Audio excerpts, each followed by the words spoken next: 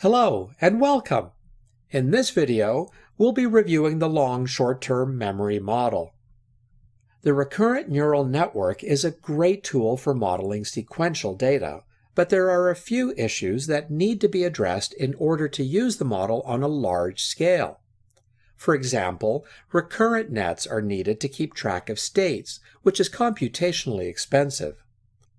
Also, there are issues with training, like the vanishing gradient and the exploding gradient.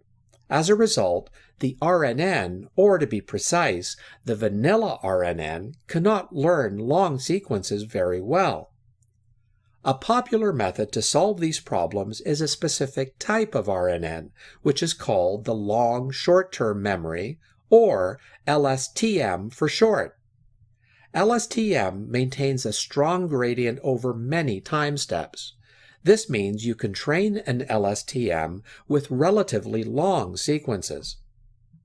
An LSTM unit in recurrent neural networks is composed of four main elements: the memory cell and three logistic gates. The memory cell is responsible for holding data.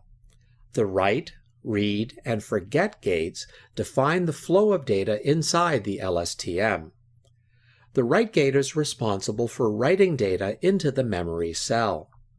The read gate reads data from the memory cell and sends that data back to the recurrent network. And the forget gate maintains or deletes data from the information cell, or in other words, determines how much old information to forget.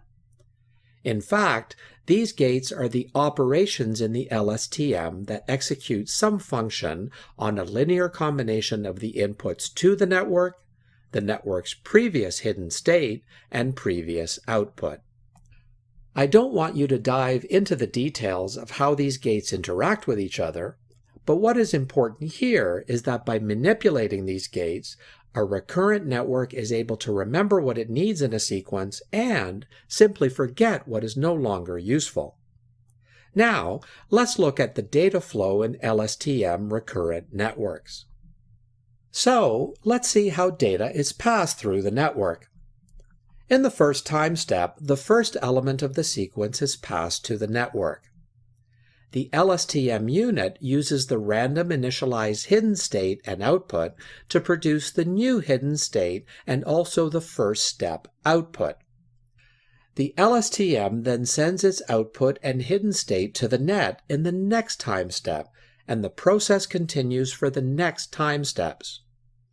So, as you can see, the LSTM unit keeps two pieces of information as it propagates through time.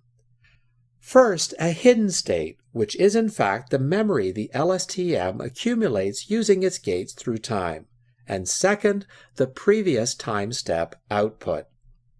The original LSTM model has only one single hidden LSTM layer. But, as you know, in cases of simple feed-forward neural networks, we usually stack layers to create hierarchical feature representation of the input data.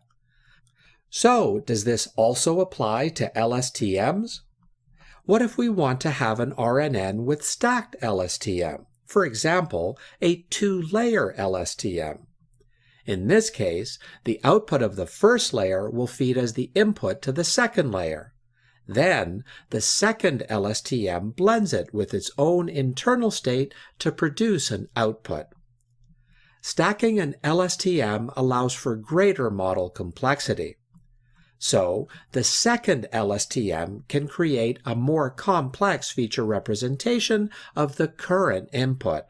That is, stacking LSTM hidden layers makes the model deeper and most probably leads to more accurate results.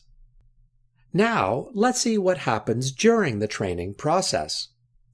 The network learns to determine how much old information to forget through the forget gate.